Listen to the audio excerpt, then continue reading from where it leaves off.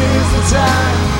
This is the time to be more than a name or face in the crowd. I know this is the time.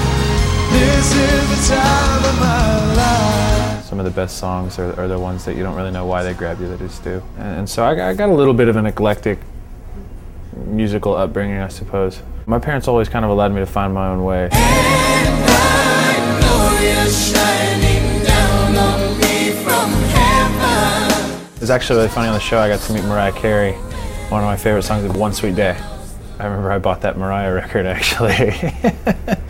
So it was a trip meeting her. I think for me it was probably, that chorus was just so epic. And then kind of thinking about it now, like a lot of the music I get into has that kind of open anthemic vibe to it. So that's probably why.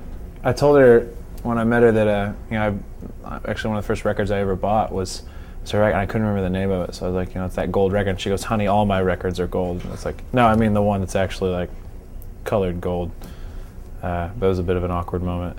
The thunder rolls and the lightning strikes.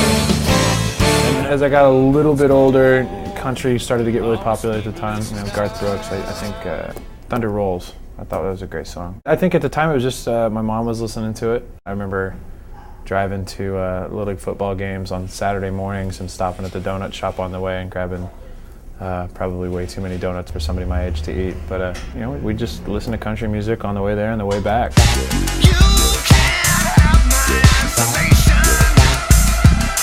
Around 13, I was visiting my family in Kokomo, Indiana for the summer.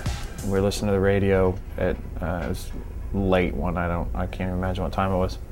And two songs in a row came on. It was Closer by Nine Inch Nails and More Human Than Human by White Zombie. And I think those two songs, for whatever reason, at that particular moment just caught my ear. And I never really looked back after that. They had an edge to them and a little bit of angst, and coming into my teenage years, I think, like a lot of kids, you're always looking for something that sounds the way you feel. We are all innocent. We are all innocent. There's a song, actually I sang it on the show, Innocent by Our Lady Peace. We are all innocent. We are all innocent. We are. That song really taught me to try to see the best in people. It talks about these specific stories, but these stories are so relatable, I think. It's talking about like everyday insecurities and how at the end of the day, everybody's got a good heart. And I thought that was a really cool way of looking at things, because it's easy to be pessimistic sometimes. And I step to the edge to see my world below. I think the last song I sang on the show as a competitor probably speaks to the experience more than anything. The World I Know by Collective Soul.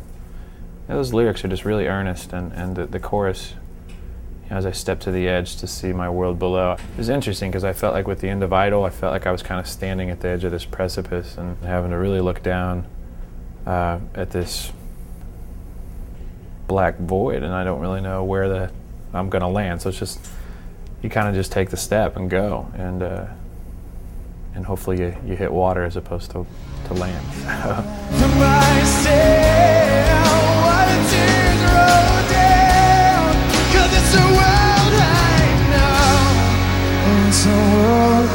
The last few months before the show, I think the one song that really calmed me down on a steady basis was Hide and Seek by Imogen Heap.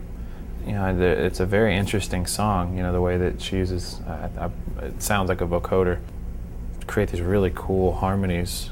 So it's just a very interesting song, and also just, it's beautiful, So I used to listen to that song quite a bit to relax. Anymore, since Idol, it's been more about trying to take a break from music in order to relax. So it's been a bit of a change of lifestyle for me being on this show.